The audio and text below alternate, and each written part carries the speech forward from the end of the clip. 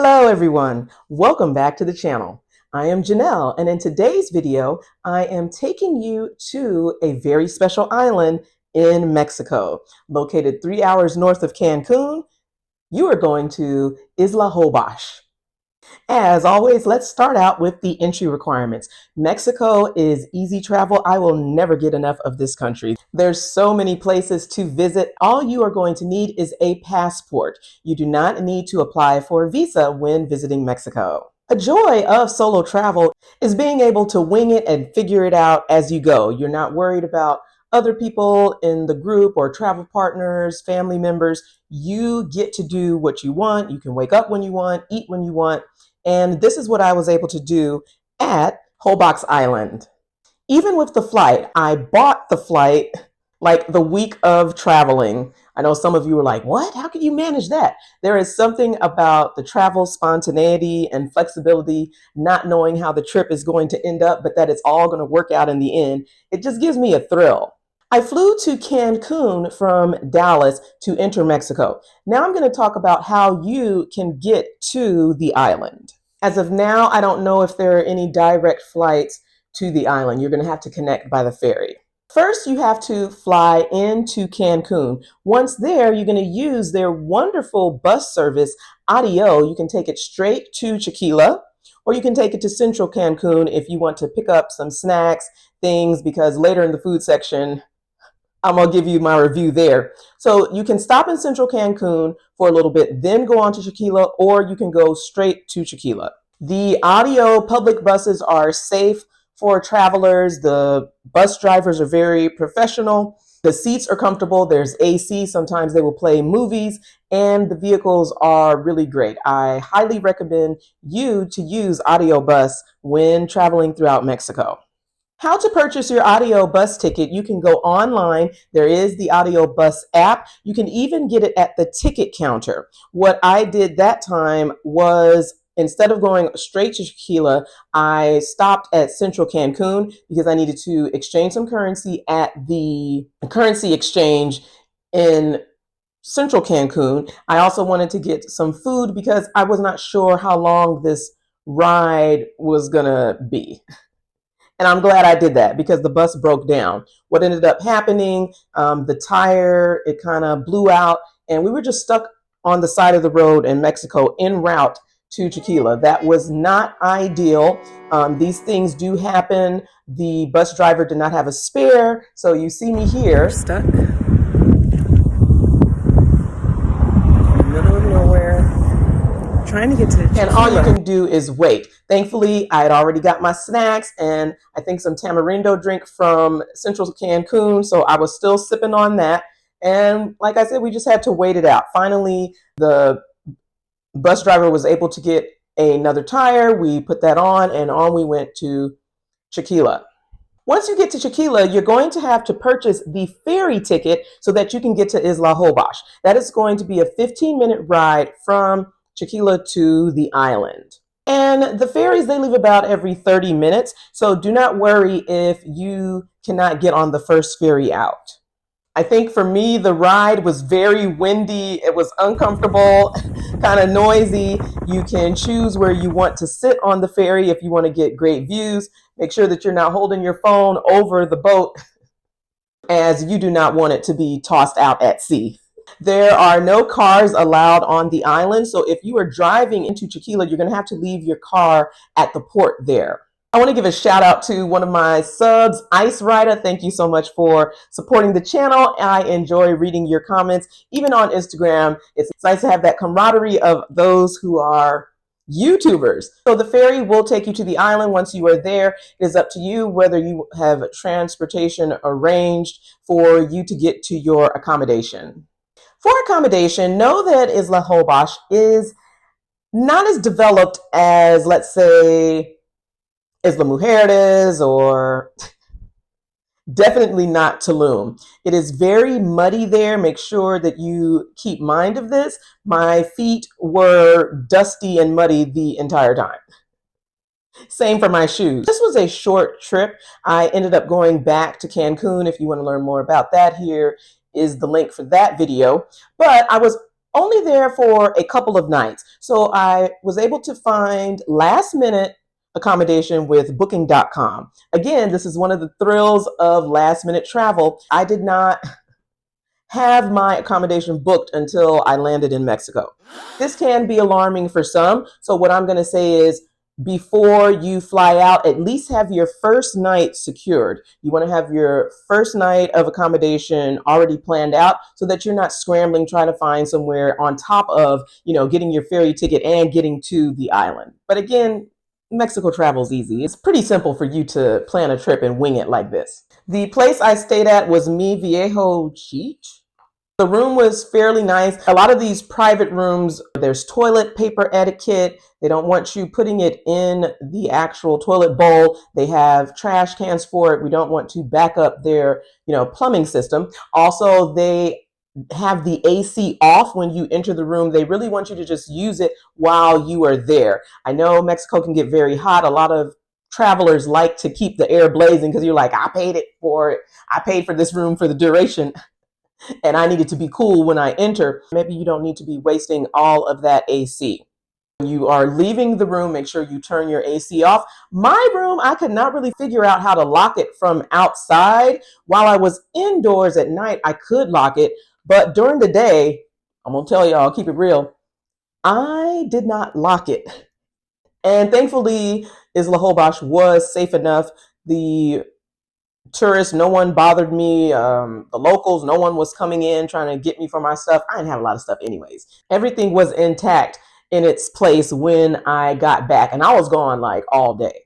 But you want to get a place that can lock. Again, there is a thrill of being able to book your accommodation with the spontaneity. However, if you are not that type of traveler, you can at least try to get a room for the first night. Some people might not like the place where they're staying, and then they can switch to another place. So it really is up to you. I was fine with where I was staying. The location was, fairly close to the central town, so I was good to go. I did not like how muddy it was, but that's not exclusive to my room. The street where my room was located, it's mostly the entire island. Your main focus is getting to Mexico. Once you get to Mexico, then you can plan, your accommodation, your activities, where you're going to eat, so on and so forth. Mexico is a kind of chill place, especially on the island. It's chill vibes. It's for relaxation. And I didn't want to stress myself out like with a whole list of plans that's organized of where I'm going to be from hour to hour. That's not my style.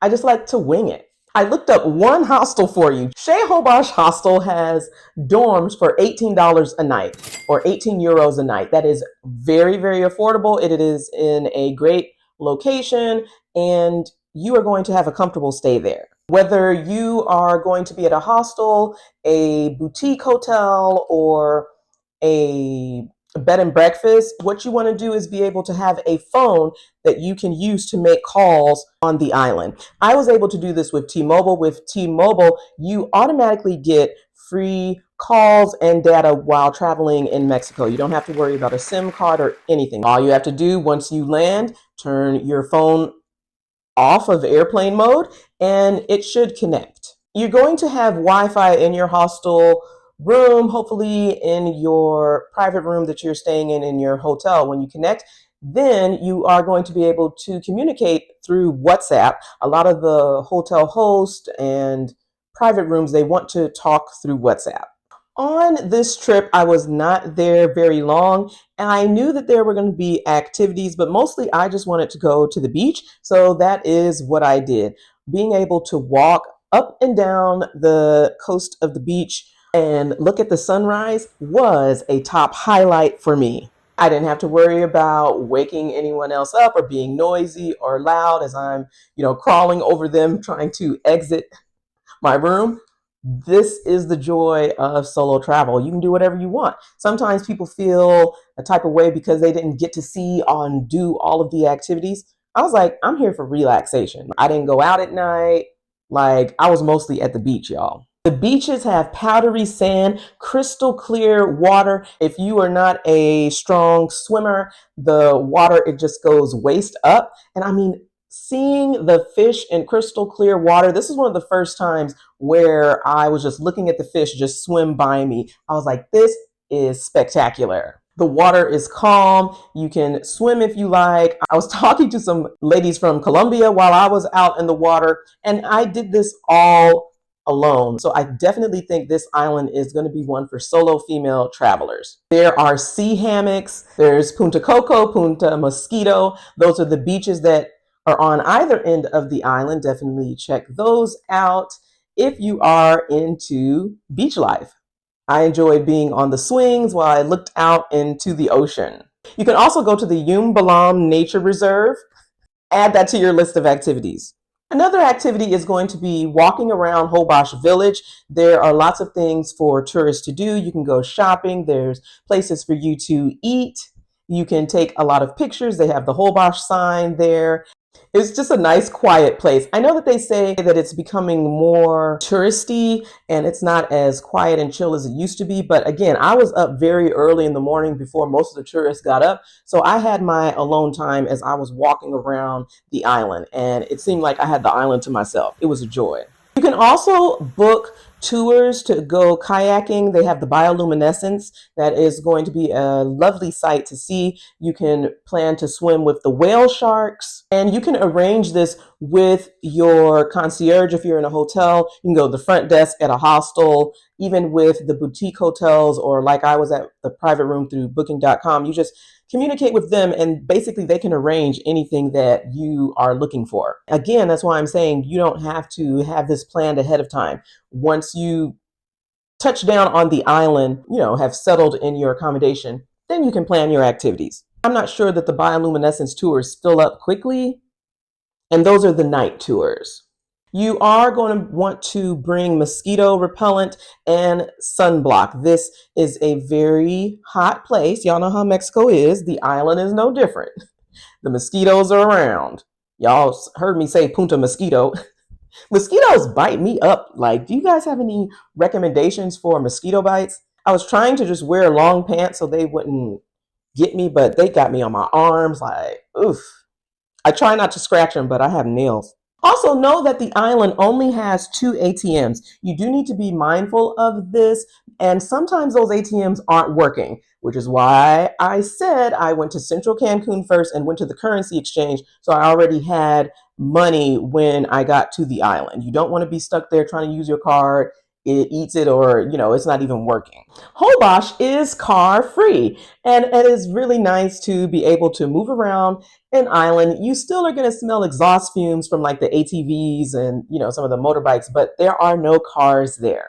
There are no cars there due to the lack of paved roads. I was saying here on the island it's not as developed, but there are different ways for you to move around. One way to get around is by walking. As I told you, I walked up and down the beach. While you are doing this, you can go barefoot if you so choose, or just use shoes that you don't mind getting dirty. I had a lot of flip-flops, one pair of tennis shoes, and I noticed how muddy it was, you guys. Walking up and down the beach, you're gonna have your feet in the water at some point anyway, so it is nice to go barefoot. But if you prefer to have, comfortable padding, then just use some old worn-in shoes. You could leave them on the island if you so choose. I wouldn't be bringing brand new shoes here.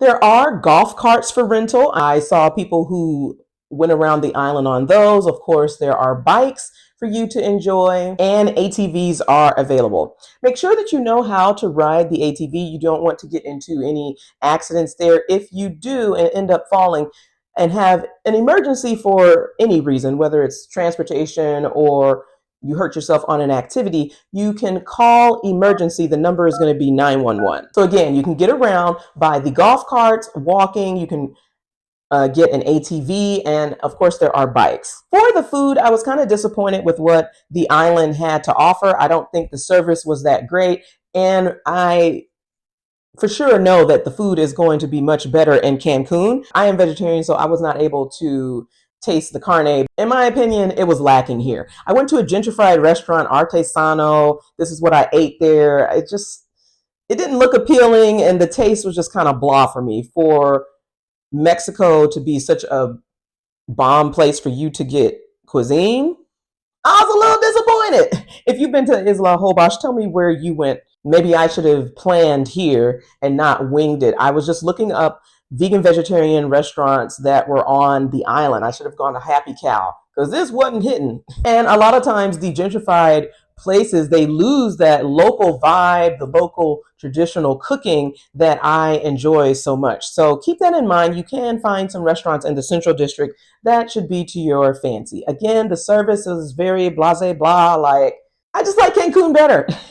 In these instances, when you are disappointed by the food, it would be great for you to go to the market and cook your own meals. This is going to be a healthier decision for you if you're vegetarian because you can modify the ingredients and you know how to season your food, I would hope, if you cook.